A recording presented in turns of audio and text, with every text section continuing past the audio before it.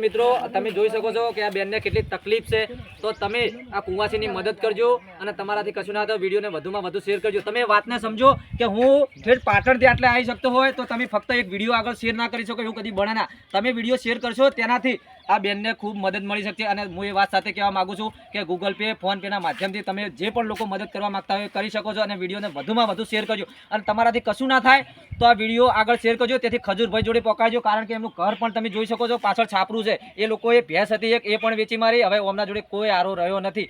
1.5-2 લાખ રૂપિયાનો ખર્ચો પણ દવાખાનામાં કર્યો છે. હવે પણ જે તમારા જેવા ઇન્સ્ટાગ્રામના માધ્યમથી પણ જે લોકો મદદ કરવા માંગતા હોય તેની મદદની આશા રાખીને આ પરિવાર બેઠો છે. તો તમે આ પરિવારની 100% મદદ કરજો. 100, 200, 500 જેનાથી જે પણ મદદ થતી હોય ગૂગલ પેના ફોન પેના માધ્યમથી એ કરજો અને વિડીયોને વધુમાં વધુ શેર કરજો. તેથી આ બેનને મદદ મળી શકે. આ કુંવાસી છે અને કુંવાસીને આલેલું ક્યાંય જવાનું નથી. તો તમે આટલું કામ કરજો. જય માતાજી મિત્રો.